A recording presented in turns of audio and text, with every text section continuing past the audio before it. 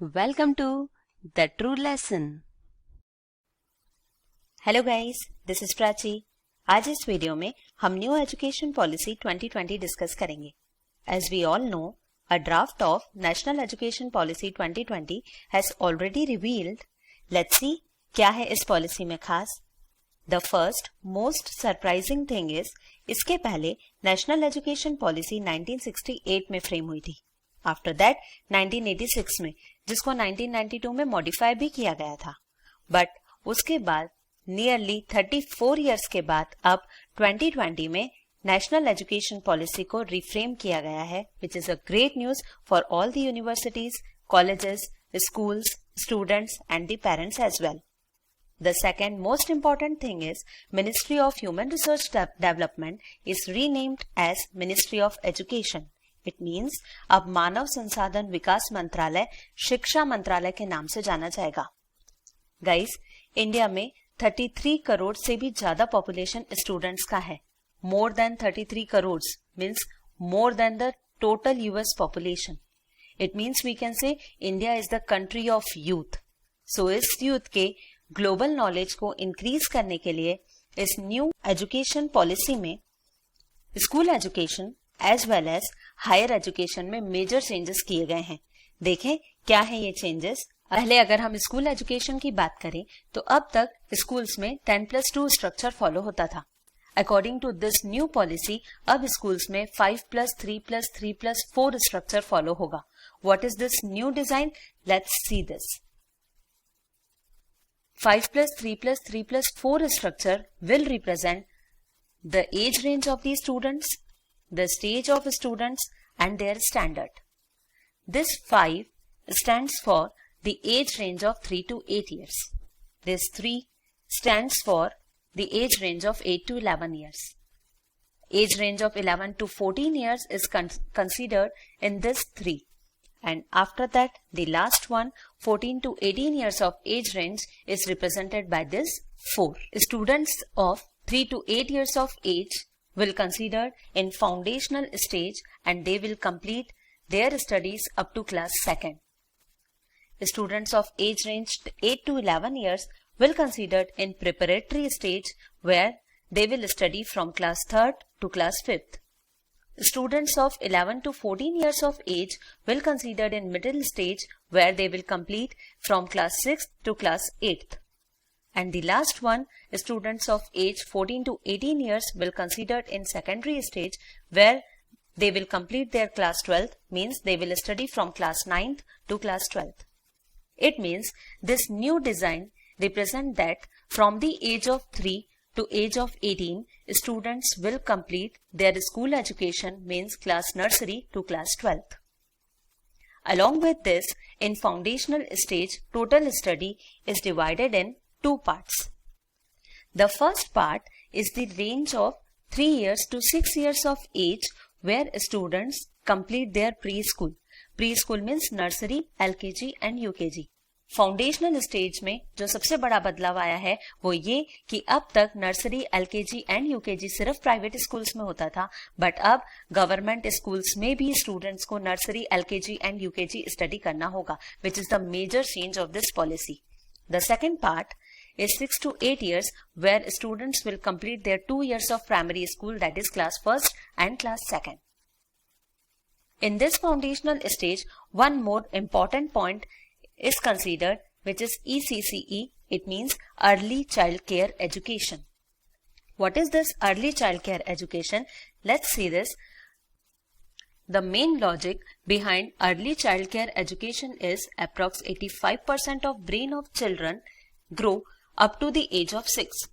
So, children के healthy brain development and growth के लिए Early Child Care Education में ये पॉइंट रखा गया है कि स्टूडेंट्स का फाउंडेशनल स्टेज का learning play based, activity based and inquiry based होना चाहिए। इस टाइप के लर्निंग के लिए high quality infrastructure and play equipment भी प्रोवाइड करने की बात की गई है। ये दोनों ही स्टूडेंट्स को हेल्प करेंगे for their physical and motor development, which is a major change. Now foundational stage के 5 इयर्स कंप्लीट करने के बाद स्टूडेंट्स जब प्रिपरेटरी स्टेज में जंप करेंगे तो क्लास 3rd से क्लास 5th में स्टूडेंट्स को डिफरेंट सब्जेक्ट्स के बेसिक्स एंड फंडामेंटल्स स्टडी करने होंगे. फॉर एग्जांपल मैथमेटिक्स में table, simple addition, subtraction, problem solving etcetera. After that middle stage की बात करें तो 6th से 8th क्लास की स्टडी के लिए इस न्यू पॉलिसी में 3 इंपॉर्टेंट पॉइंट्स ऐड किए गए हैं. What are these points? See, first one is vocational courses.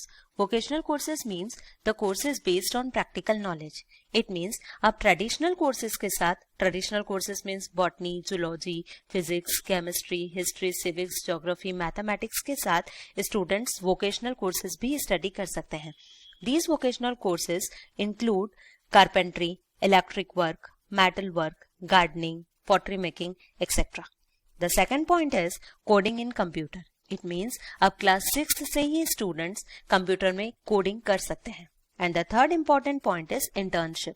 For example अगर किसी स्टूडेंट को पेंटिंग में इंटरेस्ट है देन वो किसी भी प्रोफेशनलिस्ट के अंडर जाकर इंटर्नशिप कर सकता है and he will get a certificate for that. जो भी वोकेशनल कोर्सेज स्टूडेंट कंप्लीट करते हैं और जो भी उनको सर्टिफिकेट मिलता है it will be mention in their report cards also. अब अगर सेकेंडरी स्टेज की बात करें तो अब तक क्लास 9 से क्लास 12 की स्टडी के लिए स्ट्रीम सिस्टम फॉलो होता रहा है. स्ट्रीम सिस्टम मीन्स अगर कोई स्टूडेंट एक सब्जेक्ट लाइक मैथमेटिक्स सिलेक्ट करे तो वो कॉमर्स स्टडी नहीं कर सकता या वो आर्ट्स स्टडी नहीं कर सकता. But as per the new policy इस स्ट्रीम सिस्टम को हटा दिया गया है.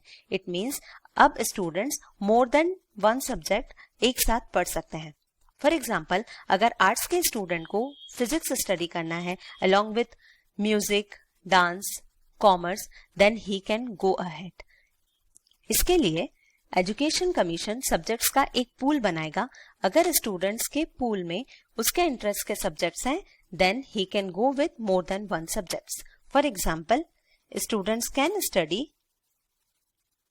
Commerce, arts, music, physics all together. It is another very interesting point of this new education policy.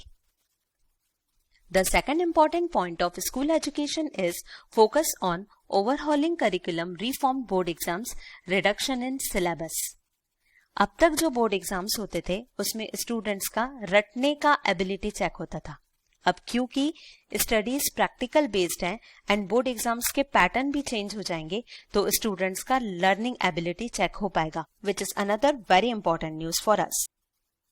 Board exams in certain subjects could be redesigned to have 2 parts. First part will have objectives with multiple choice questions and second part will be descriptive. Due to this pattern of board exam, students पर stress थोड़ा कम हो जाएगा and they can easily attempt the exam. For secondary stage, it means from class 9 to class 12, एक और important point इस new policy में ये बताया गया है कि अब exams 2 semester में होंगी. It means after every 6 months एक एग्जाम होगी और फुल एकेडमिक ईयर का रिजल्ट इन दोनों सेमेस्टर एग्जाम्स में आए मार्क्स को ऐड करके दिया जाएगा, which is another very important change. New education policy के ड्राफ्ट में बोर्ड एग्जाम से रिलेटेड एक और जो मोस्ट इंपॉर्टेंट पॉइंट मेंशन किया गया है वो ये कि अब स्टूडेंट्स 2 बार बोर्ड एग्जाम दे सकते हैं. First time the main board exam. अगर मेन बोर्ड एग्जाम के मार्क्स के बेसिस पे और कट ऑफ परसेंट के बेसिस पे स्टूडेंट्स को उनके इंटरेस्ट का कॉलेज नहीं मिलता then they can give common aptitude test. After that main board exams के मार्क्स में कॉमन एप्टीट्यूड टेस्ट के मार्क्स ऐड होने के बाद जो टोटल परसेंटेज रहेगा उसके बेसिस पे स्टूडेंट्स कॉलेज में एडमिशन ले पाएंगे. The third important point of school education is अब क्लास 5th तक की स्टडी स्टूडेंट्स रीजनल लैंग्वेज और अपनी मदर टंग में कर सकते हैं. In case of more than 1 regional language students state और region can select any one of them. The logic behind this point is children of age range 2 to 8 years can pick up languages very quickly. This point will be followed by public schools as well as by private schools. At secondary level, Indian languages के साथ साथ students some foreign languages like Russian, French, Japanese, Spanish, Portuguese भी सीख सकते हैं. This helps the students to increase their global knowledge. So guys, हमने देखा कि स्कूल एजुकेशन को more interesting and practical based बनाने के लिए न्यू एजुकेशन पॉलिसी में बहुत सारे चेंजेस मेंशन किए गए हैं। जब ये चेंजेस इम्प्लीमेंट होंगे देन फॉर श्योर स्टूडेंट्स पर पढ़ाई का बर्डन काफी हद तक कम हो जाएगा। अब आगे देखें कि हायर एजुकेशन में क्या चेंजेस किए गए हैं। द मोस्ट इम्पॉर्टेंट पॉइंट जो हायर एजुकेशन में मेंशन हुआ है इस multi entry multi exit system. Now let's see what is this system. As we all know कि बैचलर डिग्री 3 इयर्स और 4 इयर्स का कोर्स होता है। In some subjects like science, arts, commerce 3 years की स्टडीज के बाद बैचलर डिग्री मिलती है। इन इंजीनियरिंग फील्ड 4 इयर्स की स्टडीज के बाद बैचलर डिग्री मिलती है। अगर किसी रीजन से कोई स्टूडेंट 1 ईयर या 2 इयर्स की स्टडीज करके ड्रॉप लेता है तो आज के एजुकेशन सिस्टम में उसको कोई सर्टिफिकेट या डिप्लोमा नहीं मिलता। But as per the new policy, अगर कोई स्टूडेंट 1 ईयर की स्टडीज कंप्लीट करके ड्रॉप ले then he will get a certificate for it. अगर 2 इयर्स की स्टडीज के बाद ड्रॉप लेगा then he will get a diploma for it.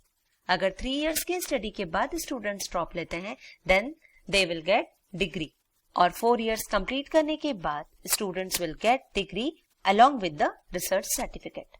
It is multi-exit system. Now, what about multi-entry system? As per the new education policy, after every year, students के marks academic credit bank के DigiLocker में as credit save रहेंगे। अब इसका फायदा क्या? Suppose कोई student 2 years की स्टडीज के बाद ब्रेक लेता है, ड्यू टू एनी रीजन वो अपनी स्टडीज कंटिन्यू नहीं कर पाता है, तो आज के एजुकेशन पॉलिसी के अकॉर्डिंग स्टूडेंट एजुकेशन सिस्टम से बाहर हो जाता है। But as per the new policy, अगर 2 साल स्टडी करने के बाद भी कोई स्टूडेंट ड्रॉप ले तो स्टूडेंट के marks as credit academic credit bank के डिजी लॉकर में रहेंगे। अब after a certain duration of time, after a fix duration of time, अगर स्टूडेंट को एजुकेशन सिस्टम में वापस आना है तो फर्स्ट ईयर और सेकंड ईयर रिपीट करने की जरूरत नहीं पड़ेगी। They can directly utilize their credit for further education and this will be very helpful for the students. Multi entry multi exit system के साथ साथ हायर एजुकेशन के लिए और भी बहुत सारे पॉइंट्स मेंशन किए गए हैं। As per the new policy, अब यूनिवर्सिटीज में एडमिशन के लिए जेई मेंस एंड नीट के अलावा और भी बहुत सारे entrance exams national testing agency के थ्रू कंडक्ट किए जाएंगे। Higher education institutes like IITs में मैथ्स, साइंस के साथ साथ आर्ट्स, कॉमर्स और भी बहुत सारे सब्जेक्ट्स को कंसिडर किया जाएगा। अब फॉरेन यूनिवर्सिटीज इंडिया में अपने कैंपस सेटअप कर सकती हैं। इससे एजुकेशन को इंटरनेशनलाइज करने में हेल्प मिलेगी। And the last point is the fees of both private and public universities will be fixed. So these are the major changes made in higher education. So guys, school education and higher education में जब ये सारे changes implement किए जाएंगे then definitely future generation का career secure हो जाएगा। And since India is the country of youth, global level पर हमारी country और आगे आएगी। Thanks for watching this video. अगर और किसी टॉपिक पर भी आपको वीडियो देखना हो तो हमें कमेंट करके जरूर बताएं। Thank you, bye bye. For more such videos, just subscribe our channel, The Truth Lesson. Comment us, and for further notification, just hit the bell icon.